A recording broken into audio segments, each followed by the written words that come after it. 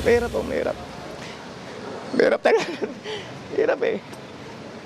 Alis mauwi mo 300 na lang araw-araw. Muling magbabalik ang Service Contracting Program ng gobyerno ngayong darating na April 15, ang programang ito ay hindi lamang limitado sa Metro Manila, kundi ipatutupad sa kabuuan ng Luzon, Visayas, at Mindanao upang matulungan ang ating mga tsuper sa gitna ng matinding krisis sa ekonomiya. Dahil sa sunod-sunod at biglaang taas sa presyo ng petrolyo na umabot na sa halos 20 pesos ang idinagdag sa kada litro, marami sa ating mga jeepney driver ang hindi na mapigil ang maiyak sa hirap. Sa sobrang mahal ng diesel, ang kakarampot na kinikita nila sa buong araw ay halos pambayad lang sa gasolina, at kung minsan ay wala nang naiuwi para sa pagkain ng kanilang pamilya. Kaya naman, bilang tugon, dadaanin na sa pangungontrata ng LTFRB ang mga tradisyonal at modern jeepney, pati na rin ang mga bumabiyahe sa EDSA Bus Carousel at mga UV Express sa buong bansa.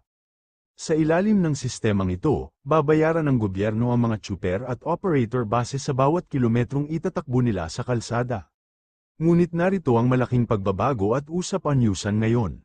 Kung noong panahon ng pandemya ay naging katumbas ito ng libreng sakay, ngayon ay papayagan pa rin ang mga tsuper na maningil ng regular na pamasahe sa mga commuter.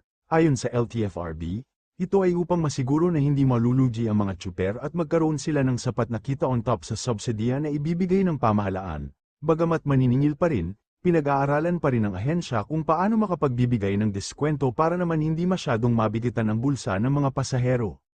Mayroong nakulang 800 na milyong piso para sa programang ito na kinuha mula sa General Appropriations Act ng taong 2026, sa kabila ng malaking halagang ito. Inamin ni LTFRB Chairman Vigor Mendoza na maaaring tumagal lamang ang pondo ng 2 hanggang 3 linggo, o hanggang 1 buwan lang, dahil sa dami ng mga ruta at units na kailangang suportahan. Dahil dito, inaasahan na agad na hihingi ang ahensya ng karagdagang budget para hindi maputol ang serbisyo. Sa kasalukuyan, pinalilansya pa ang huling guidelines kung magkano ang eksaktong halaga na tatanggapin ng bawat driver.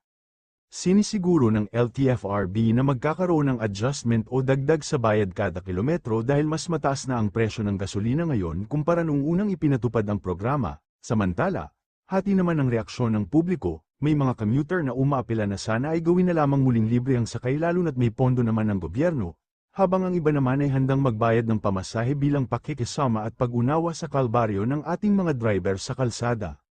Manatili lamang po nakasubaybay para sa iba pang updates. Salamat po.